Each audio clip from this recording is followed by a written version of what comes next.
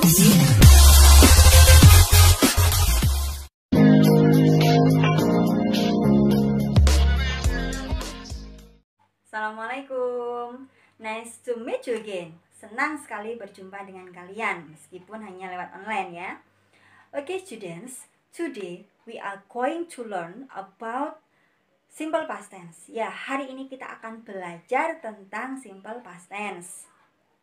But before we learn about it, tapi sebelum kita mempelajarinya lebih lanjut, you should to know what is simple past tense. Kalian harus paham dulu apa itu simple past tense. Okay? Simple past tense is a tense to tell about something in the past. Ya, jadi simple past tense adalah sebuah tense atau bentuk waktu yang menceritakan sesuatu yang terjadi di masa yang telah lalu atau sudah berlalu atau sudah terjadi. Oke? For example, sebagai contoh terdapat dalam kalimat berikut ini. Bintang went to her grandmother's house last week. I will reply, oke? Saya akan ulangi ya. Bintang went to her grandmother's house last week. Artinya adalah Bintang pergi ke rumah neneknya minggu lalu. Oke?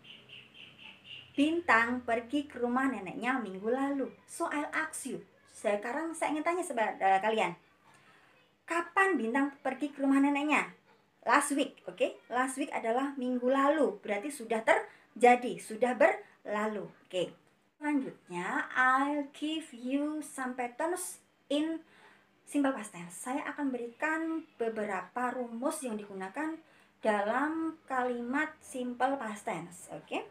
There are 3 types. Ada 3 tipe, yaitu yang pertama adalah tipe positive sentence, ya, untuk kalimat positif. Yang kedua adalah untuk tipe negative sentence, untuk kalimat negatif. Yang ketiga adalah untuk tipe interrogative sentence, yaitu kalimat tanya.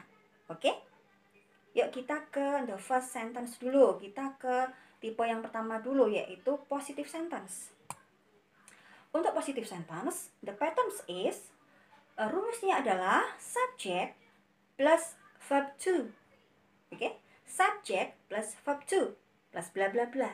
Ya, bla bla bla itu adalah kalimat yang mengikuti. Ya, yang terpenting adalah subject plus verb to. Oke, subject ditambah kata kerja bentuk kedua. Oke, for example, contohnya adalah terdapat dalam kalimat Bintang went to her grandmother's house last week. Ya, Bintang as subject, Bintang ini sebagai subject, and then went yang artinya pergi ini sebagai verb to. Oke, verb to. Kenapa verb to bukan verb one? Karena ini kalimat positif. Rumusnya adalah menggunakan verb to, kata kerja bentuk kedua. And of course using adverb of time. Tentu saja menggunakan kata keterangan waktu atau dalam bahasa Inggris disebut dengan adverb of time. Di sini menggunakan kata last week. Last week yang artinya adalah minggu lalu, oke? And then the next type. Yuk kita ke tipe yang selanjutnya, yaitu negative sentence. Oke students, untuk the next type, tipe yang selanjutnya adalah negative sentence. Untuk negative sentence, rumusnya adalah subject plus didn't or did not plus verb one. Ya, subject plus didn't or did not plus verb one plus bla bla bla. Ya, bla bla bla adalah kalimat selanjutnya. Jadi kenapa di sini menggunakan didn't atau did not? Didn't atau did not adalah artinya adalah tidak. Ya, artinya adalah tidak. Diikuti oleh verb one. Kenapa kok diikuti oleh verb one? Karena didn't atau did not sendiri sudah berarti lampau.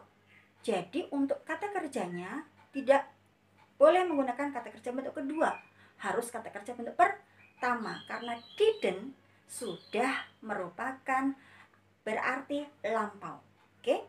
For example, sebagai contoh adalah tadi yang kalimat pertama saya rubah ke dalam kalimat negatif, ya. Menjadi kalimat berikut ini. Bintang didn't go to her grandmother's house last week. Bintang didn't go to her grandmother's house last week. Bintang tidak pergi ke rumah neneknya minggu lalu. Ya, tidak pergi. Kata tidak pergi menjadi didn't go. Ya, go verb 1. Oke. Kemudian kita ke the next type. Kita ke tipe selanjutnya, yaitu tipe yang ketiga adalah interrogative sentence. Interrogative sentence adalah kalimat tanya. Oke.